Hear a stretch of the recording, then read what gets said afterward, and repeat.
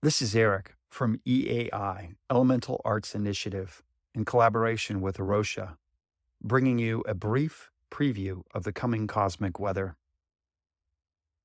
As I sat with this Virgo season that's coming upon us, I couldn't help but think of a quote from Thomas Hubl.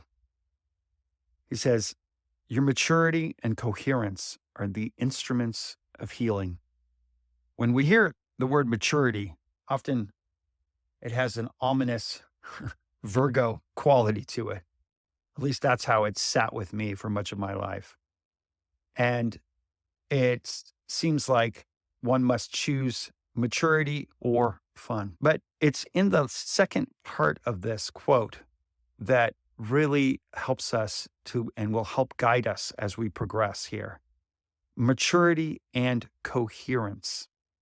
And the coherence stems not from a performance of maturity, not from maturity that is how it appears on the outside, but rather it's a maturity that's coherent with what's going on inside of us. And this is what this cosmic weather is asking of us.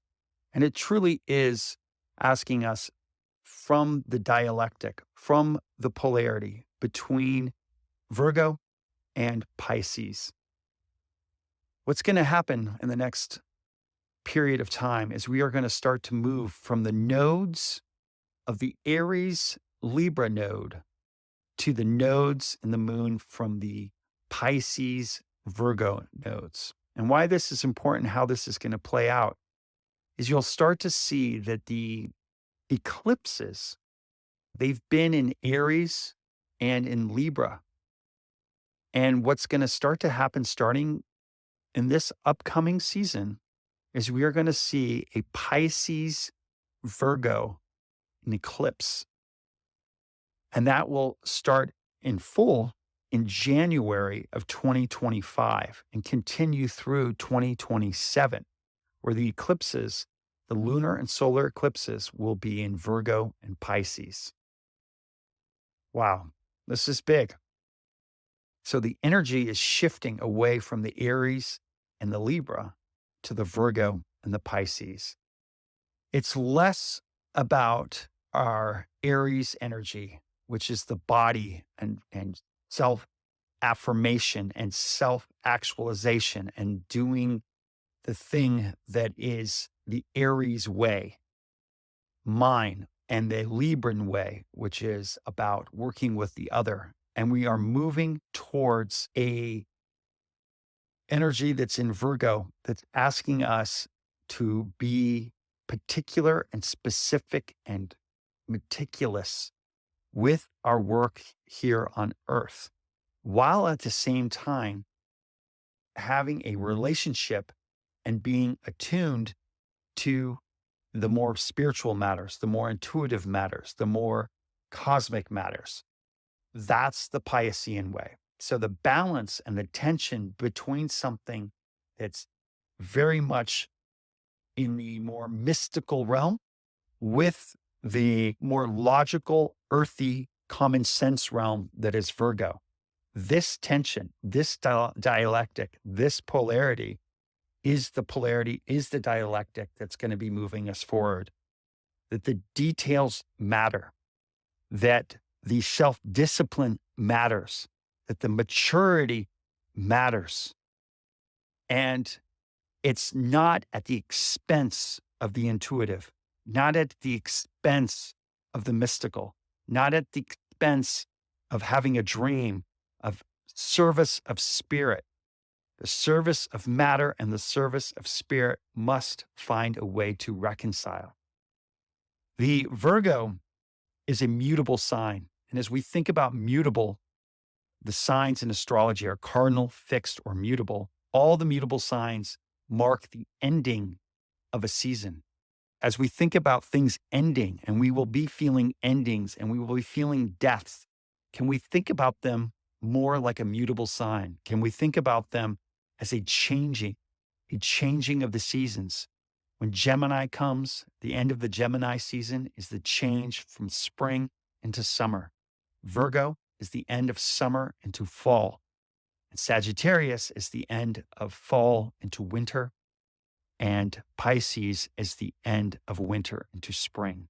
And so here we have this Virgo season that's coming up. It's going to be a marking of the end of summer. And in many ways, it's the end of our self-delusion. It's the end of the part of us that's allowed to be immature.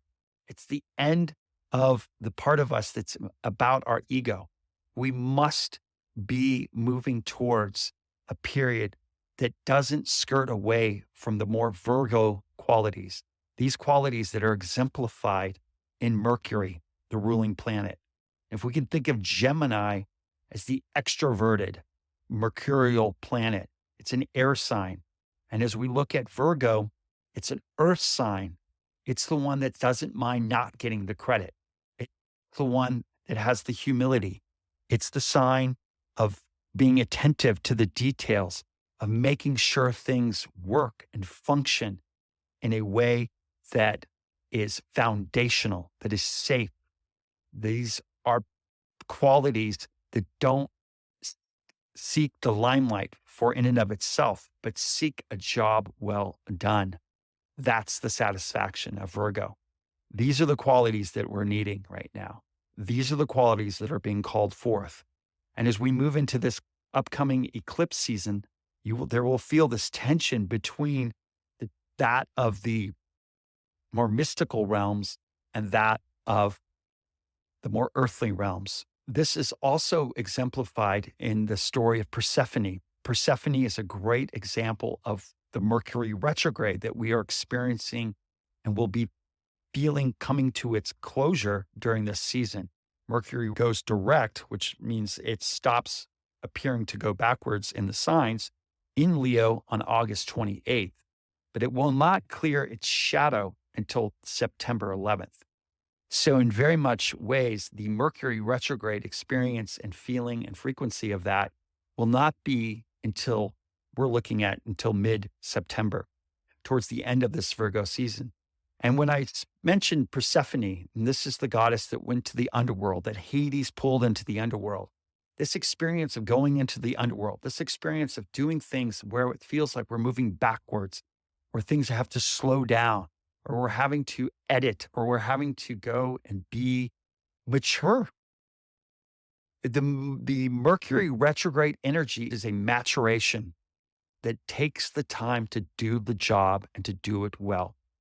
And this is the quality that is necessary as we move into this heightened Virgo season with this Mercury retrograde. It will increase the qualities of Virgo through this period. Can we see these as being in service of our higher self? Can these be in service of the parts of us to feel more coherent? As that quote from Hubl mentioned, your maturity and coherence are the instruments of healing. It is not purely our capacity to be at one with some sort of spiritual realm. It's also our capacity to be here on earth and to be in the details, to be in logic, to be prepared, to be in a place of service on earth. It is truly these two, the tension between this, that is necessary.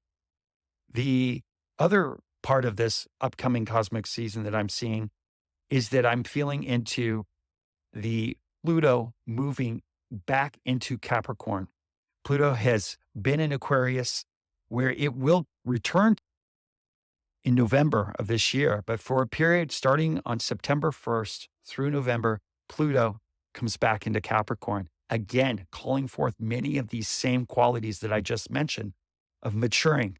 The qualities of Capricorn are very much about structure, very much about what is the order, what is the large institutions that are holding things. Pluto comes in there, and in the spirit of mutability, in the spirit of change, in the spirit of death, we might see more things of large institutions coming towards a stress test that we might see the end of some of these during this period. Or at the very least, be firmly aware that they are no longer serving the structure that they are serving.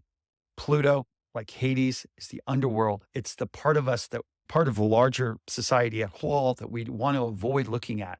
But it is precisely this underworld. It's precisely our capacity to sit with death, to sit with change, to sit with the parts of ourselves that are not the go, go, go parts of ourselves that is what allows us to mature.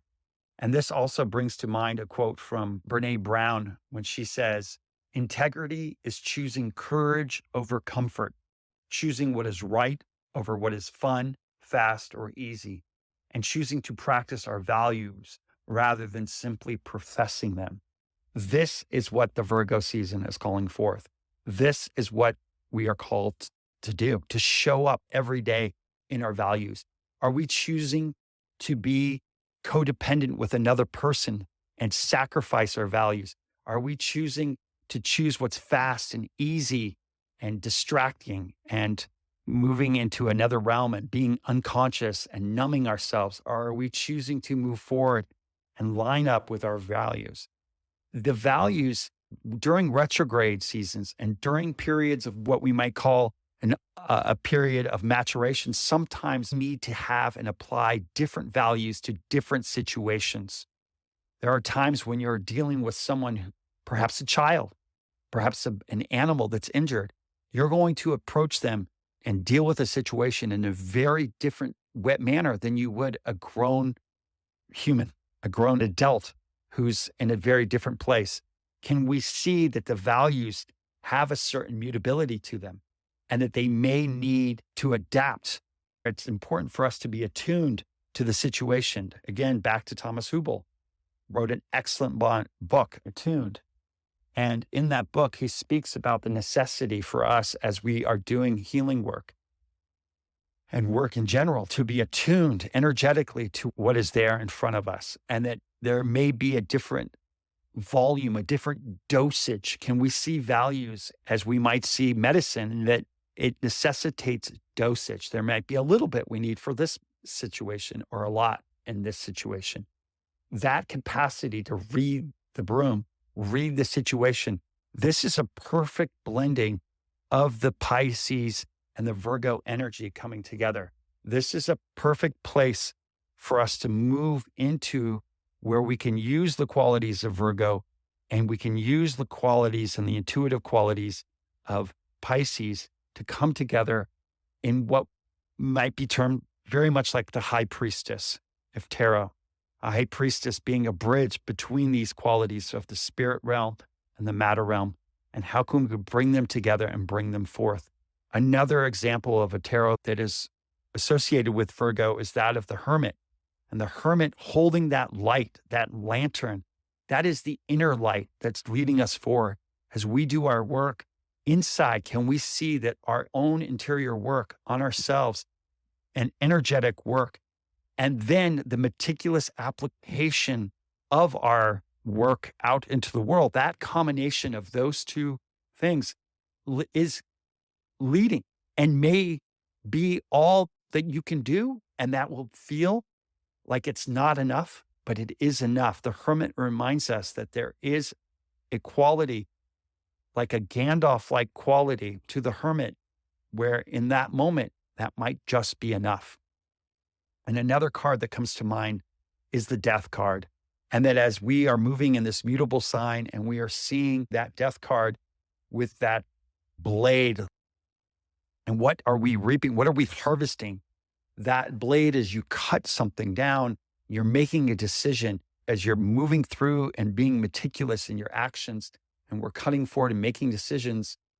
We are often killing off other things. It's this, but can we see that as we harvest food, we're killing food? As we are eating, that we're gaining something from the death of something. And there's always something to be gained from the death of something. And that there is a transformation, there is a regeneration quality to it that can always be there. And so as we are feeling in our own self the death of our ego, or the death of the literal deaths that are around us, or having to make decisions, having to mature, having to see the death of our more innocent self, can we see also the regenerative possibility that is there, that Pisces comes in and can add and bring this more mystical, a more intuitive, a more spiritual place to us. And it reminds me of one of my early mentors that said, as we grow older, we are either growing spiritually or we are rotting. And so during this Virgo season, please don't hold too much to matter that we just are rotting, but please don't hold too much to spirit so that we lose sight of the details that are necessary for us to truly be of service in this period, in this Virgo period, that asks us to pay attention to the details, that pay attention to the capacity for us to be a mature, contributing human as we continue on in this beautiful life of ours.